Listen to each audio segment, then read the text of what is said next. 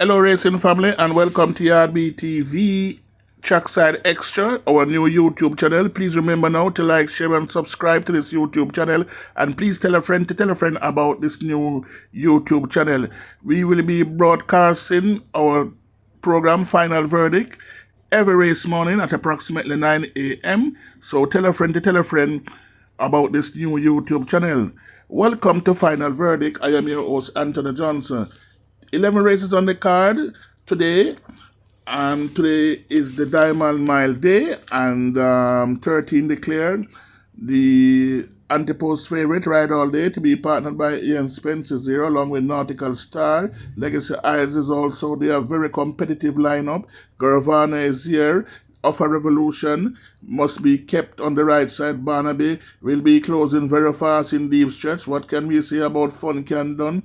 This Fun Can Done, old warrior here, will be a hard knocking individual, must be treated with a lot of respect. Phenomenal power, showing a clinker and last. The track record holder for 7.5 furlong can turn the form around after that poor performance last weekend. So all in all, this Diamond Mile will be a very interesting one.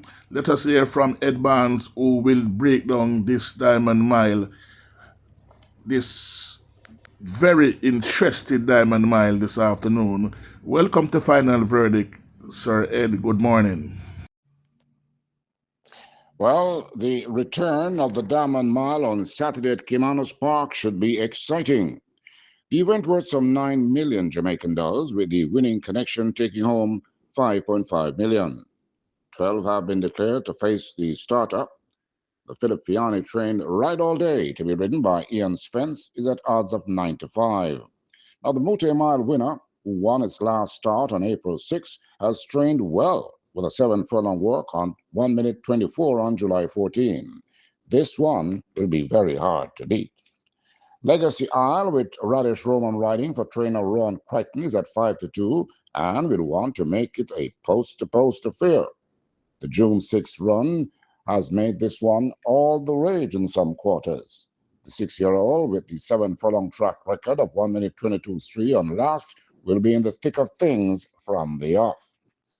Nautical Star, winner on June 27 over a mile in 1 minute 35.3, is showing odds of 7 to 2 for trainer Anthony Nunes and is to be ridden by Omar Walker. The Guyana Racing owned 6-year-old likes to be in front, but will have company on the lead and might have to sit back and wait for a late run. Trainer Jason DaCosta will send out Garavana and Fun Can Done, Tevin Foster and Robert Hallidine, respectively, the riders, and you know he's always dangerous. Bottom line, the top contenders, Ride All Day, Legacy Isle, and Nautical Star. Of the rest, Barnaby is an interesting entry. Make sure you bear that in mind. The other is Phenomenal Power.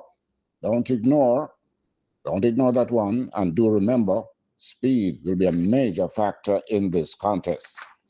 In the end, it should be Ride All Day, Legacy Isle, and Nautical Star as the top contenders for the top prize. Ride All Day has the finish and should be doing best at the end.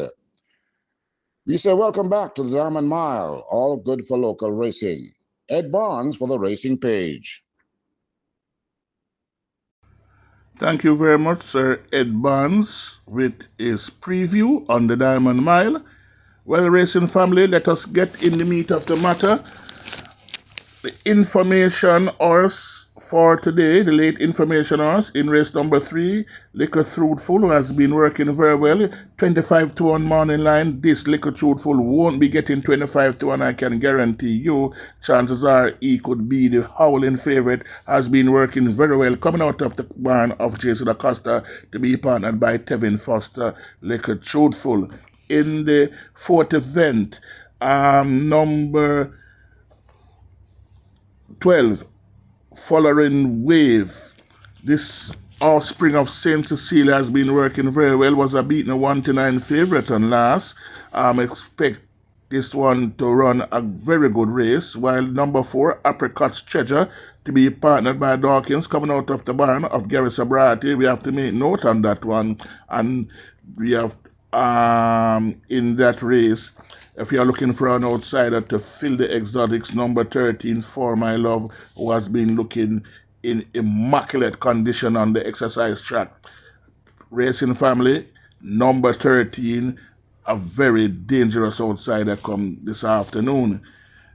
Yeah, please make note, Racing Family number 13, Show Me the Butcher, is a scratch. Race number 1, number 13, Show Me the Butcher, is out. A very competitive first event, Racing Family. Don Pablo, an outsider, fit that bill. Hearing a lot about this casual piece that he's coming to run. I'm just sharing the information with you, family. I really have a liking for number 11, Sir One Done, in this race. It's a very competitive race this afternoon, race car this afternoon, where any number could play. In race number 2, number 13, Brompton Alex, getting information about this horse, Brompton Alex. So keep that one on the right side. In race number 8, number 3, Big LA, information is out that this horse is coming to run. Number 2, Jody's Fun, also get details on this horse. This horse could run a good race this afternoon.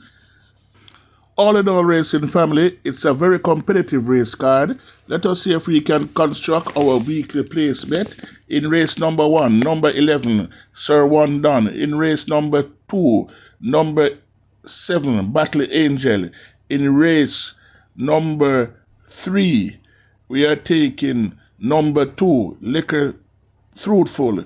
In race number 4, we are taking number 12, Follow the Wave. And to make this placement excited, in race number 5, we are taking number 8, Danka. So there we have it, Racing Family. Enjoy the day. Have a wonderful day. This is Final Verdict on Yardbee TV. I am your host, Anthony Johnson. So, a very interesting race, the Diamond Mile.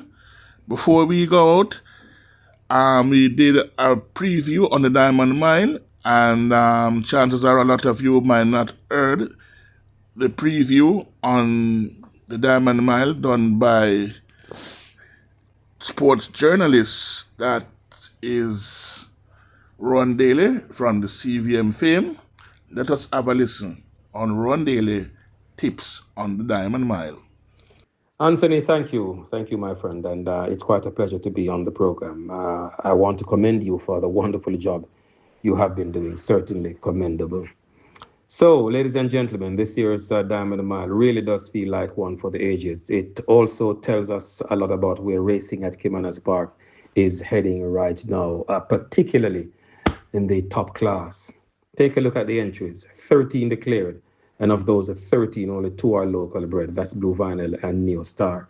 The other 11 are imported, and I think we can safely say the locals will have their work cut out here. So let's put them aside for now.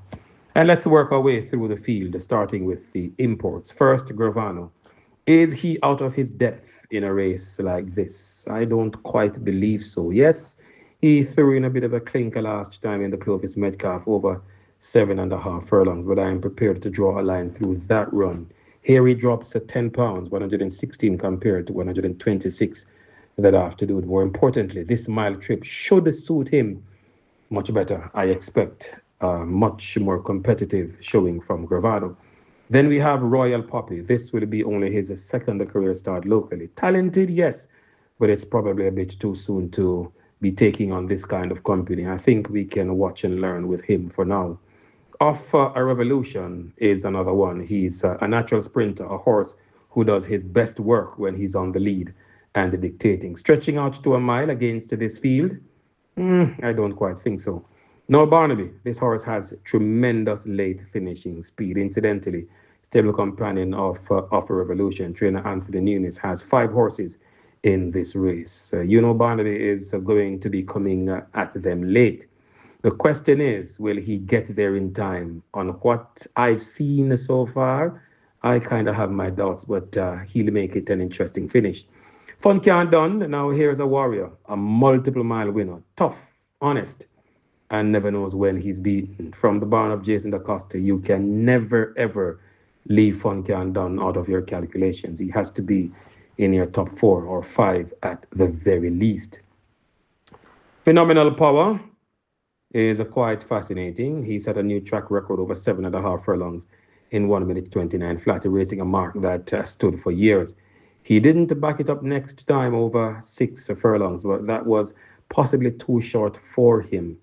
This mile is his distance, and with only 112 pounds, with the red hot Jesuku in his back, he's extremely well weighted. I certainly will not be surprised if Phenomenal Power turns the form around. Sir Don showed us in the Viceroy over 5.5 furlongs that he can step with the big boys. These are bigger boys now, no doubt about that.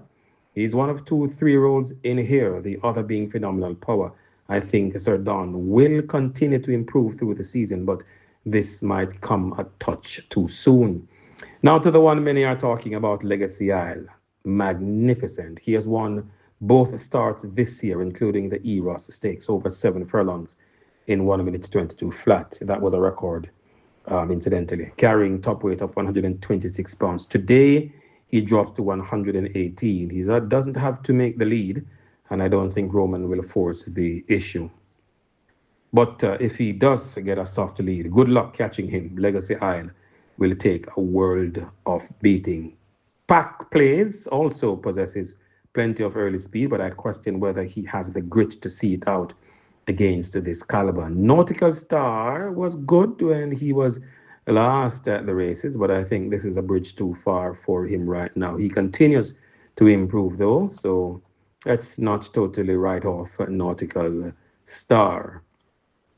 This one also from the Anthony Nunes barn. And that brings us to the headline act, Ride All Day. What can you say about this horse that hasn't already been said? He's been absolutely phenomenal. He has answered every single question asked of him. He's the standard bearer. He's going to take a career best from something to take his crown on Saturday. So it's very, very difficult to see Ride All Day being beaten come Saturday. But as they say, it's horse racing and anything can happen. But this race, I tell you, is worth going miles to see.